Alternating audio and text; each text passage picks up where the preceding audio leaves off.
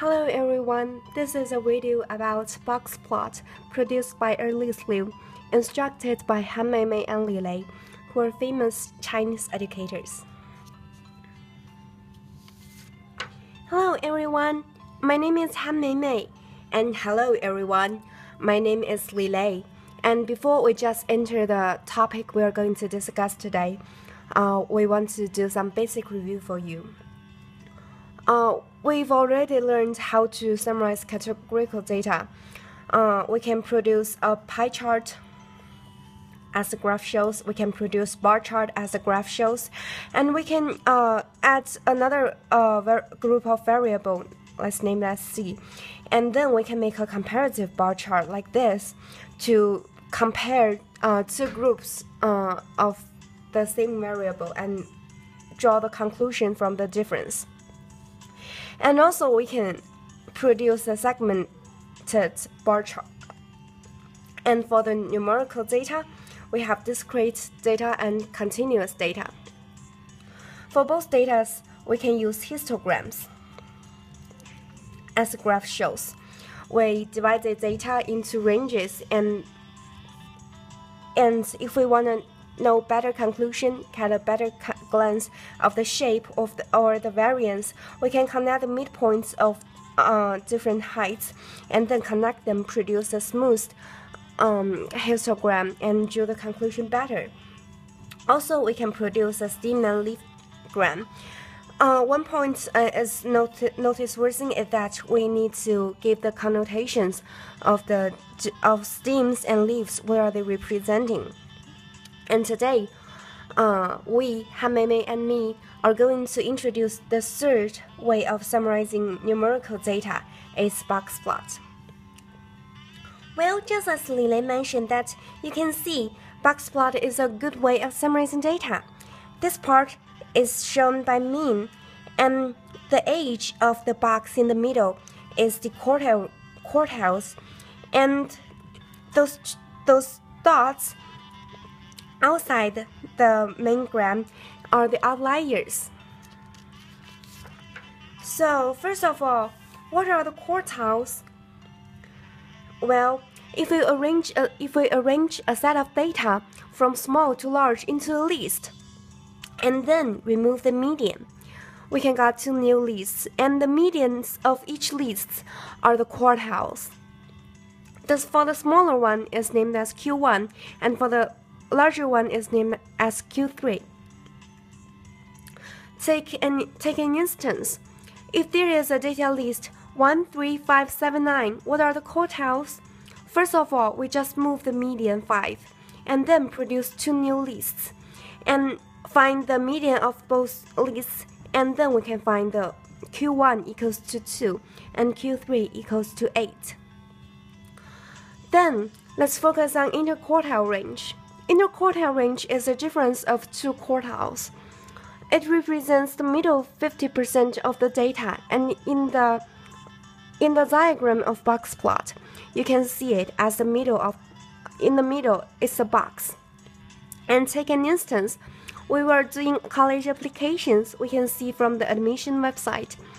Take Yale's as an instance. The SAT critical rating, middle 50% is from scored from 710 to 800, and that is exactly what the interquartile range is.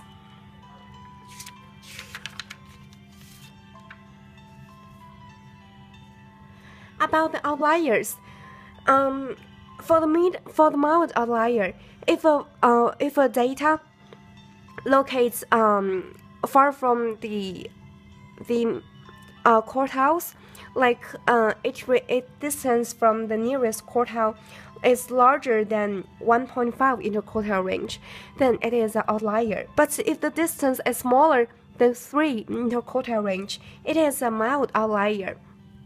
And if it is larger than 3 interquartile range, it should be an extreme outlier.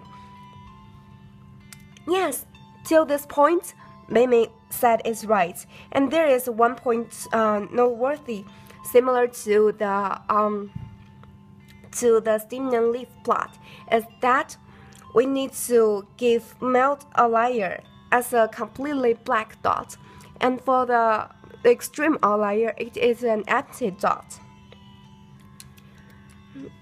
So it would be hard if we need to do all the calculations by our hand. So let me teach you how to plot them on the calculator. We click on Menu, find the stat program, and there is already a list of data appear. We click on Graph, and then that. We change the graph type into the box plot, and then Exit. We click on Graph 1 to draw the graph, and if we want to know more detailed data, we click on one variable, and then we can see the mean, the quartiles, the median, and then we can calculate the interquartile range. And as for further study, we need to know more about the shape, right, Lily? Yes, and in order to know the shape better, we can notice the center from the box plot. Here is what the mean is, and we can also know more about the symmetry.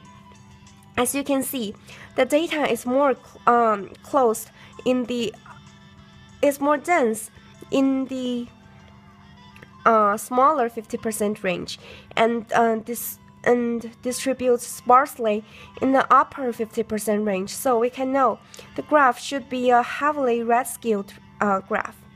And for the variance, we can notice that if we change the variable x into the standard deviation, we can know better about the variance. Or if there is another box plot, we can make a comparison of how varied those two box plots are. And also, outlier is another important component in the graph.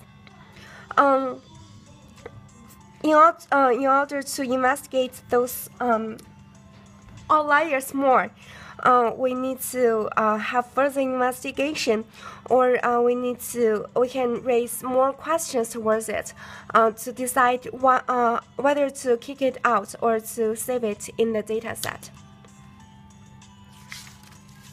And that's all about today's class. Thank you for listening.